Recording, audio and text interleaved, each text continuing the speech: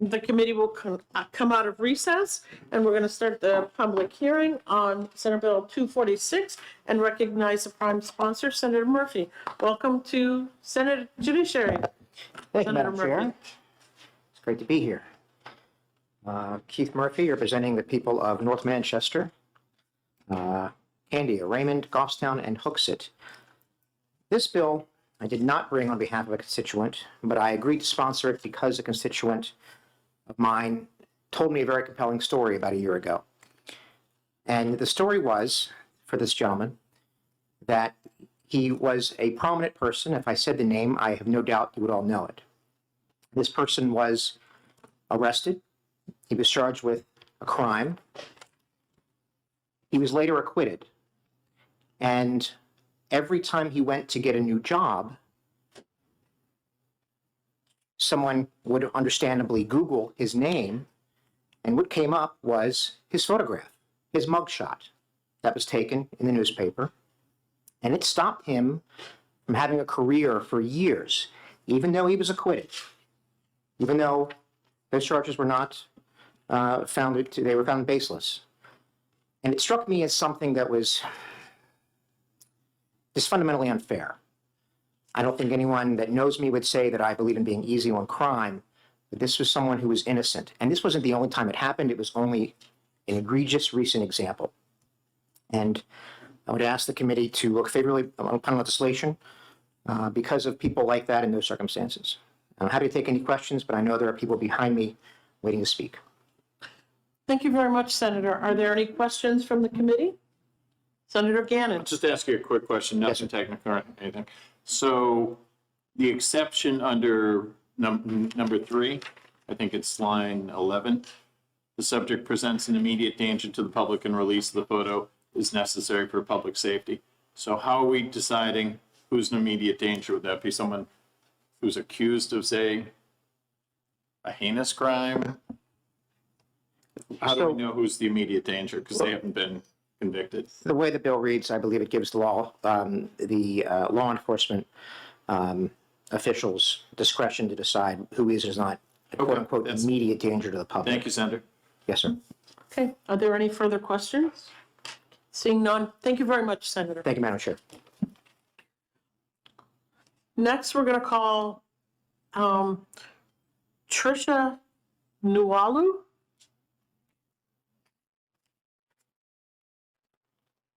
Good afternoon. Good afternoon.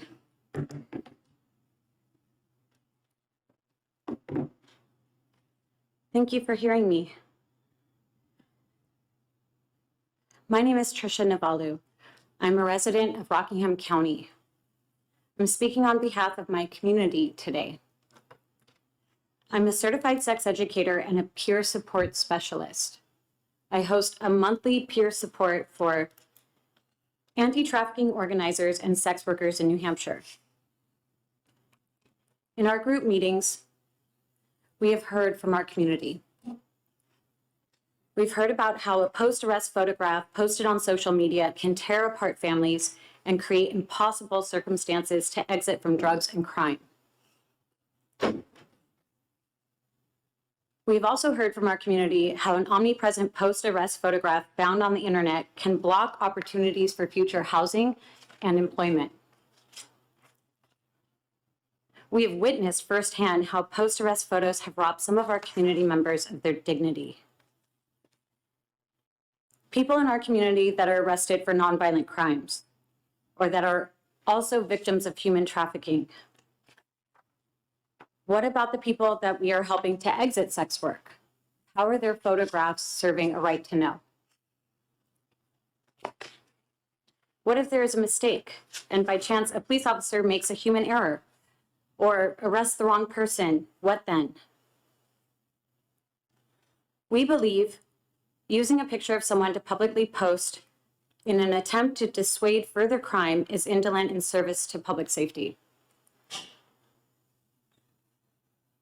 We believe that post-arrest photographs are being used as public shaming.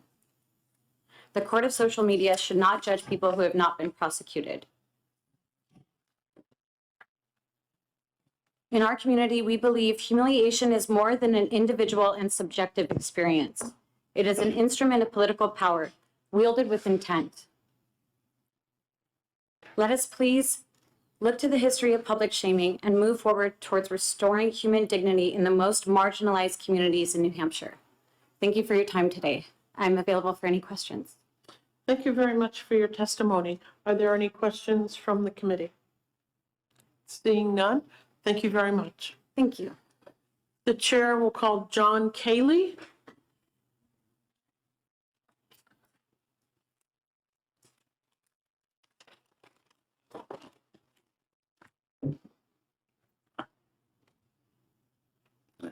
How are you, ladies and gentlemen? Good afternoon. My name is John. I am here today to share with you the impact that having my picture being public knowledge without my consent has had on myself and my family. I was arrested for misdemeanor charges. My mugshot was put out on the internet for the world to see, even though I am not a threat to the public. This impacted my ability to be hired and allowed onto job sites. It gave everyone outside the judicial system to automatically judge me and peg me as guilty. This has also kept me from acquiring rental properties. The impact does not stop with my life. It impacted my son's life as well. He was teased and bullied at school. His grades fell. He made excuses not to go to school, even though we brought this to the attention of the principal and the guidance counselors, nothing stopped. So we had to pull him out of the school system. I took these misdemeanor charges to trial. All the charges were dropped due to lack of prosecution, but the damage was already done. I was already considered guilty in the public's eyes. There was a saying, innocent till proven guilty, which in today's society doesn't exist, because of the ability of others to publicly shame you without knowing the facts. For a minute, imagine if this happened to you or someone you are close to. Then think about the impact it would have on your life, in your society, within your friend group. Right now, you are saying to yourself, that wouldn't happen. My friends know me. Well, I promise you that you are wrong. People are very easily influenced, and in today's society, there's way more followers than leaders. Thank you. Thank you very much for your testimony this afternoon, Mr. Cayley. Are there any questions from the committee? Seeing none, thank you very much. Thank you. The chair will call Brendan McQuaid.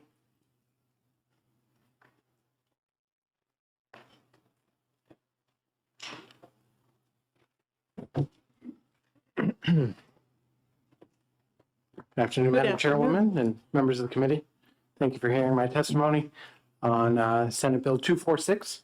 I was here a couple of years ago arguing against a very similar bill. The layout, I'm a resident of Manchester. I'm currently president and publisher of the New Hampshire Union Leader, and I'm president of the New Hampshire Press Association. The New Hampshire Press Association strongly argues against this bill for a number of reasons. There's a few major problems with this bill. Number one, the bill intends to lay out these photographs as investigatory. They're not investigatory. That's plain by the language in the bill that says these are post-arrest photographs. They're after the investigation. They are post-arrest photographs. They're not investigatory. If they were investigatory, you could argue that the names of those arrested would be the same, but the bill does not argue that the names should not be public, just the photographs. If they were investigatory, it would be left up entirely to the police, just as other investigatory records are. They can make them public if they need to, per their investigation. The bill does not allow for that. The bill mandates that they cannot be released publicly. The right to know law, as you all know, is crucial. It backs up the state constitution, which actually enshrines that all records from the state should be made public and should not be unreasonably restricted. This is a highly unreasonable restriction. I understand the arguments that are made from poor folks who are caught up in the legal system, but it's a major problem when you take that argument and try to extend it to a change in the law. Most of these things are policy issues or social media issues or, frankly, Google issues. And we hear all the time that people have no problem with us. People aren't coming to our website. They're going to Google, and Google is serving up these pictures. So you're essentially creating an RSA 91A exception, which is the nuclear option for a policy and social media problem. Unfortunately, to live in a free society, absolute privacy is not possible. We have to know what our government is up to. And when you have interactions with the government, that's going to be public information. And part of that public information when it comes to arrests is knowing what the person looks like. If the police just say they arrested John Smith, well, how do I know if it's this John Smith or that John Smith? Well, you're going to be able to tell based on the picture that's in the paper or on the evening news, as opposed to just guessing based on what is out there. And if you are another John Smith, the reverse of these stories happens, right? People could assume that you're the one that got arrested when you are not. The picture is what defines that. The other issue with this is the possibility of abuse. Now, we see that all the time when it comes to RSA 91A exceptions. The preference tends to lean on not releasing documents and not releasing if there's any possible 91A exception. This creates a giant 91A exception, which the police could very well take advantage of. And in the handout that I gave you on the second page, I will remind you of a man from Manchester who was arrested at the Strange Brew Tavern, and his mugshot was released. His mugshot told the entire story, that this guy had seen some action that night. His face was bloodied and beat up. He had a broken eye socket. He had a number of injuries. And because that picture was made public, the public was aware that something happened. There was a police investigation. There ended up being a lawsuit and a settlement in this guy's favor, which would not have happened if the police had just quietly dropped the charges and let the guy go. They wouldn't have to release that picture. Now, that's a major problem in public transparency and the public's right to know what goes on. All 91A exceptions are a hurdle. I would highly urge this committee not to create another hurdle for us doing our jobs and for the public being able to know what's going on.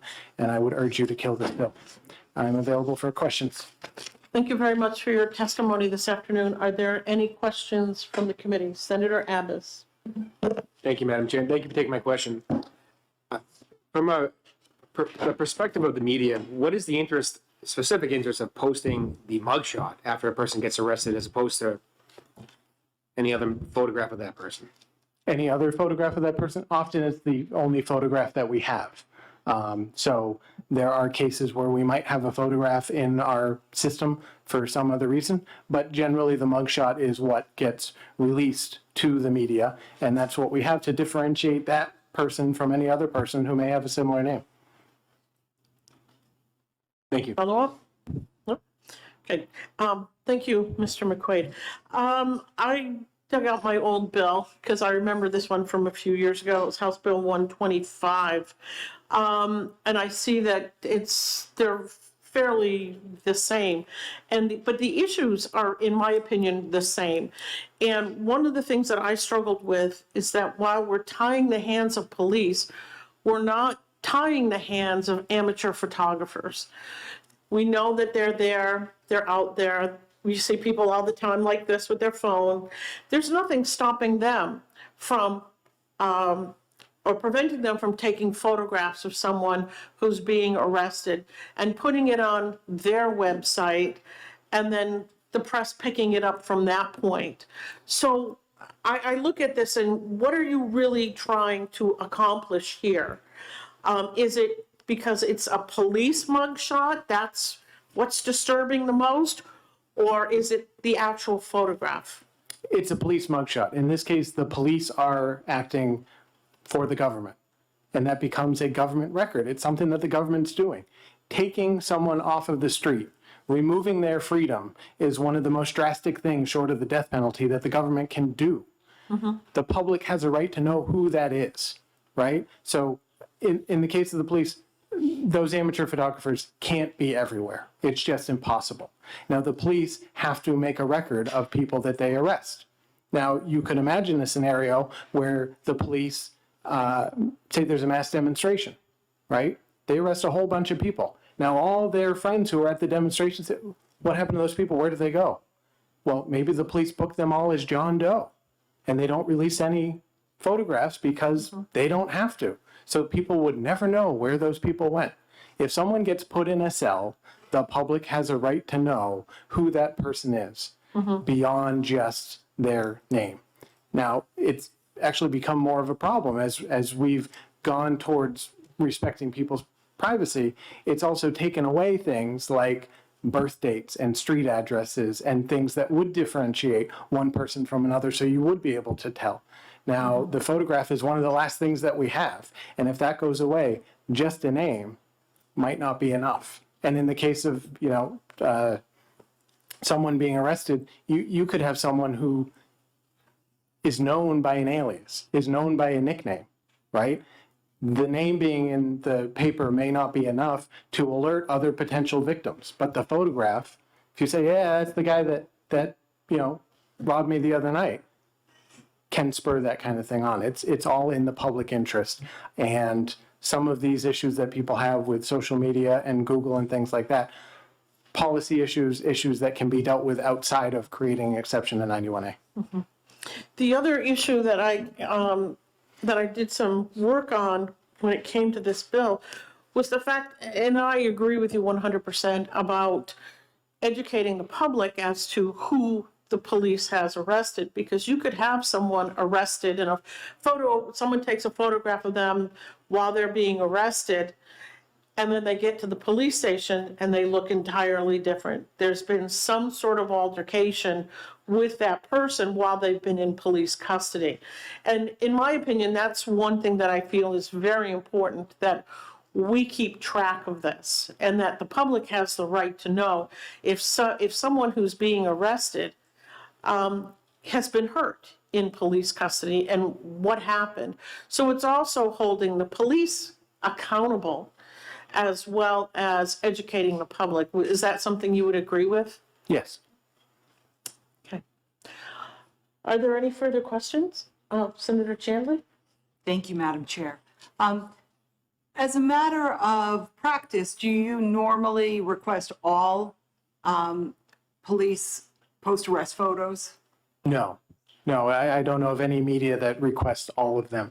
Now, again, a policy issue is that some towns and some departments will post all of them. And I know I've heard that before as being a problem for folks who, were arrested on a minor charge, but we don't request all of them. May I Follow up? under what circumstances, if you can tell me, in general, would you look for post-arrest photos? There's not a hard and fast rule. I mean, generally, crimes that are, more in the public interest, it may have been a public crime, or it may have been a particularly violent crime or things like that. But that's when we would seek out a post-arrest photograph. And they often are released currently by the police as a matter of practice, because either they're looking for someone, they're looking for further victims, or there are other reasons why the police may release them, but we get them that way too. Thank you. Senator Abbas? Thank you, Madam Chair. So this wouldn't prevent any news outlet or media outlet from publishing the photo. It's really the right to obtain in the first place to publish. So if the police were to release it, do you understand that the media could still then publish the photo, if that's the case? Yes, except there is a stipulation in there, which I can't for the life of me figure out how it works, and you guys are much more in tune with the law than I am. But there's a stipulation that we have to take it down at a certain point. It's like the third paragraph from the bottom, which all of 91A applies to the government. So there's no penalty for anyone besides the government not doing what it says in the law. So I don't know mechanically how that would work, but it does create an onus on us to unpublish something. Thank you. Mr. McQuaid, in regards to that, it's on line 22. It's in section B, a photograph released under subparagraph A shall be removed from public circulation by the recipient of the photograph within 14 days of the occurrence of any of the following. And then it lays out a couple of steps here. But I think we all know that once it's on the internet, it's forever. It's not going anywhere. Right. Somebody somewhere can always look at, Google it, and it's going to be there. So I agree with you. That, to me, just doesn't make any sense. And I don't understand what, maybe that's there to make someone feel better, but the actuality of the situation is once that photograph is out there, it's going to be out there forever. Yeah. So are there any further questions or comments for Mr. McQuaid? Seeing none, thank you very much for your testimony. Thank you. The chair will call Crystal Du Bois.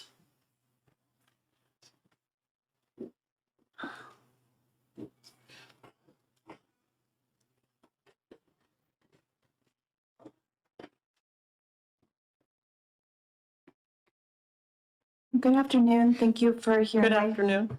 Good afternoon. Thank you for hearing my testimony. I'm a national expert in human trafficking, and I've met some of you before on other issues related to human trafficking.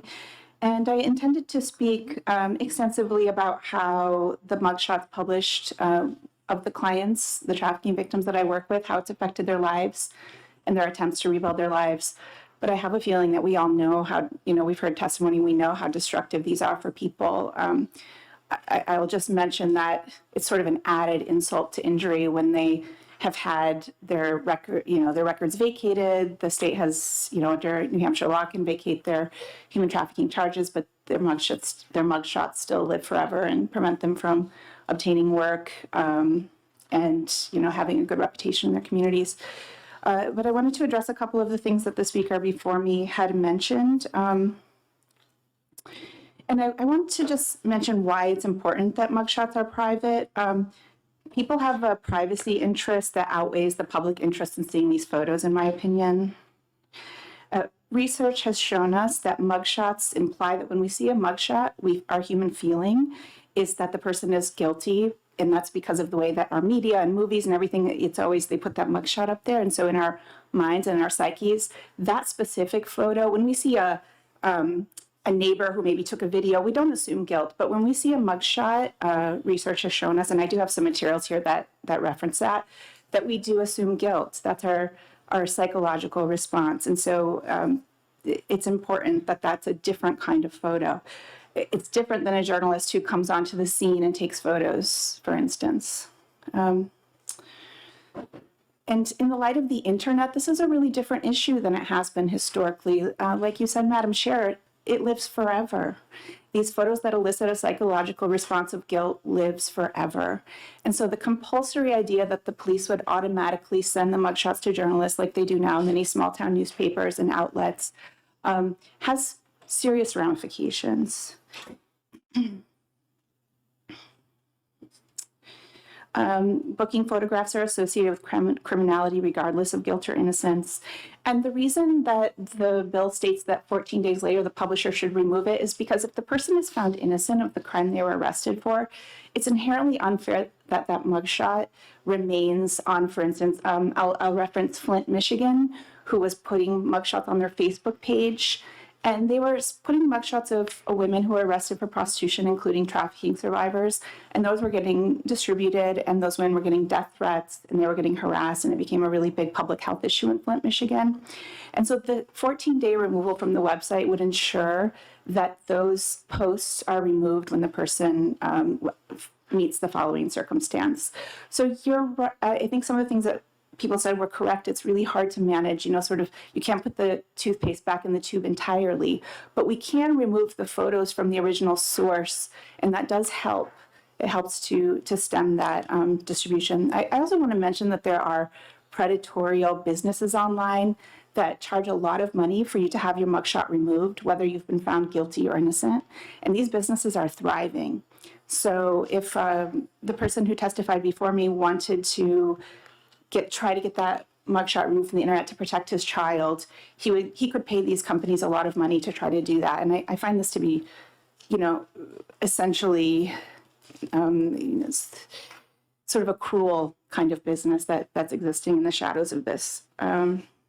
And lastly, I just would like to, and I'm sorry, I'm going to quote, I would just want to mention that bills have already been passed in Illinois, New York, and California to protect people from this kind of practice. And I would just like to read an excerpt from the Illinois case, which also you'll have in your materials. In 2011, the 11th Circuit found that a booking photograph to be a, quote, unique and powerful type of photograph that raises personal privacy interests distinct from normal photographs. A booking photograph is a vivid symbol of criminal accusation, which, when released to the public, intimates and is often equated with guilt. Further, a booking photograph captures the subject in the vulnerable and embarrassing moments immediately after being accused, taken into custody, and deprived of most liberties. The court balanced the defendant's personal privacy interest in his booking photographs against the public's interest in seeing them, finding that the balance outweighed against disclosure because, quote, the public obtains no discernible interest from viewing the booking photographs, except perhaps the negligible value of satisfying voyeuristic curiosities, end quote, and accordingly found that, quote, releasing the booking photographs could reasonably be expected to constitute an unwarranted invasion of personal privacy.